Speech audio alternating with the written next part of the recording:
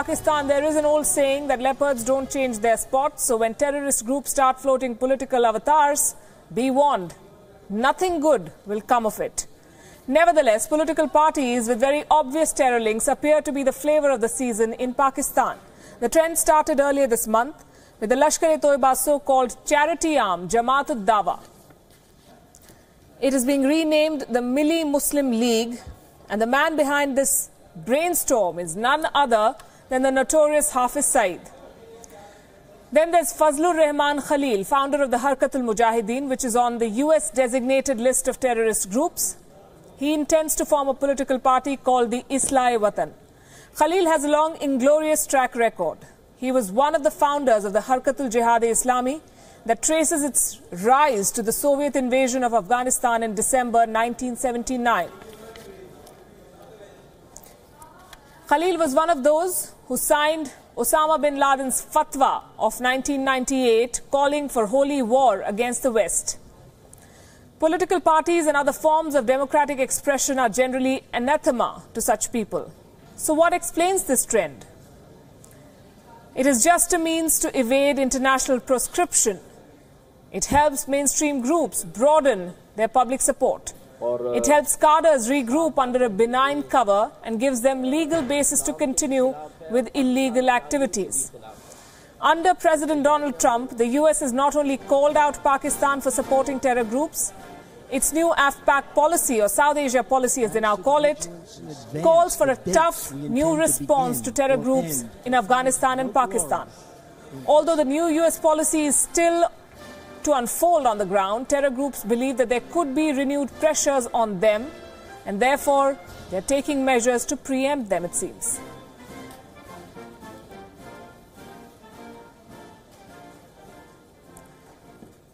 And joining us this evening, Leela Punappa, former Deputy National Security Advisor with us from New Delhi, Manoj Joshi, Distinguished Fellow at the ORF, also from Delhi, and we will be joined in a short while by Taha Siddiqui, WION's Islamabad Bureau Chief. Good evening to all of you. Leela, to you first. Do the likes of Hafiz Saeed and Khalil really care for legitimacy? Why would they bother with contesting an election? I think people do what they feel would be convenient and that might serve their interests as part of their long-term plan. If appearing to join the political mainstream is useful, then certainly they will make use of it. And this is not the first time, even in recent decades, that you've had terrorist leaders seeking legitimacy in the manner that you've spoken of. Of course, ultimately, the objective is to bring them into the mainstream and to get them to function in terms of democratic politics. But I think we need to understand the totality of Pakistan over here and the very close nexus that does exist even between many of the existing political parties and these terror groups. I think in recent years we've seen even Nawaz Sharif's PMLN, which forms the state government in Punjab, province of Pakistan, providing grants to the Jamaat-Ud-Dawa. So the linkages are always there, and how they get institutionalized, as seems to be the process currently taking place, is nothing new. I mean, don't ever forget that Menachem Begin, who before he became Prime Minister of Israel, many decades before that, was a declared terrorist by the British government.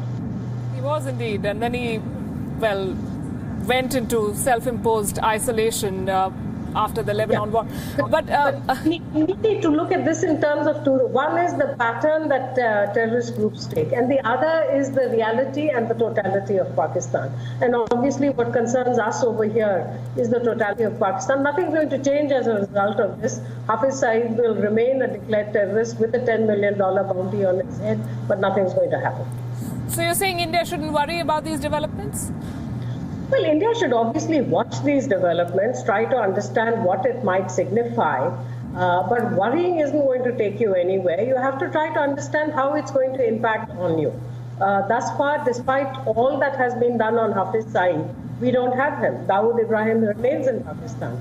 So let's be realistic about what's doable. And if there was a slight chance that at some point in time there will be legal action against the likes of Hafiz Saeed, that is something we should forget about if people like him win an election and assume public office.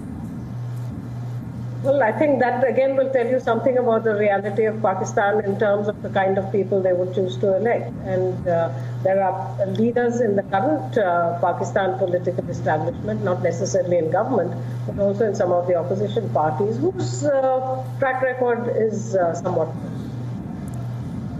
Do you see this as a possible fallout of the American pressure in the recent months? Because Hafiz Saeed, for instance, was already collecting taxes. He was running a parallel regime. They'll try to do whatever to soften whatever pressures that they would come under. But we'll need to see how this plays out. I mean, they've got their great and good friend China supporting the Pakistan position about not letting Masood Azhar be declared a terrorist. That also tells you something in terms of the compromises and the contradictions that country would enter into in order to serve their purposes, and that I think is what is happening. And if you've been following the local scenario in Pakistan, do you believe there is an appetite for people like Hafiz Saeed, people like Khalil to be in mainstream politics, given the disenchantment I'm assuming people have with the traditional political parties, the traditional players? I think that is speculative. I think we'll have to wait to see what happens. I mean, the Jamaat-e-Islami in Pakistan, which was long known as a right-wing, extreme right-wing political and religious party, has really not had very great political successes. So it remains to be seen. I don't think we need to speculate on that at this point of time. Right, and I'm waiting for Taha Siddiqui to join in to shed more light on how this is being perceived in Pakistan. But America has put a fair bit of pressure on Pakistan, and we've seen the reports and the contradictions, first saying that Pakistan needs to do its bit, then saying that we will give conditional aid. Now some of the American generals saying that, well, Pakistan is a part of our effort to fight terrorism in this region. In light of these statements, how do you think the Americans are going to respond to the idea of a US designated terrorist floating a political party and being accepted?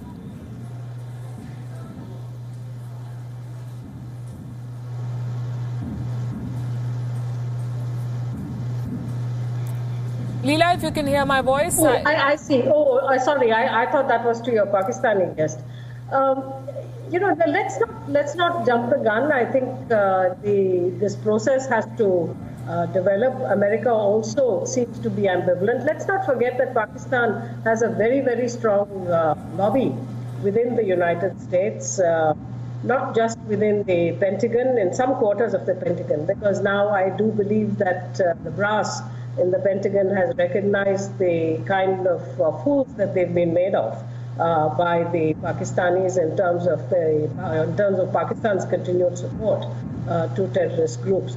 But nevertheless, the lobby exists, and Pakistan has been very assiduous in working with these lobbies through a whole network of think tanks and so on. They've been very persistent in this matter. So it remains to be seen really how the Americans would respond. I think the mere fact that somebody becomes a politician or goes through the electoral process does not necessarily mean that they become acceptable if their track record seems to indicate otherwise. So the Americans will play it according to what they see in terms of their interests. Right now, they recognize that they still need Pakistan for access into Afghanistan, and the lobby continues to be at work.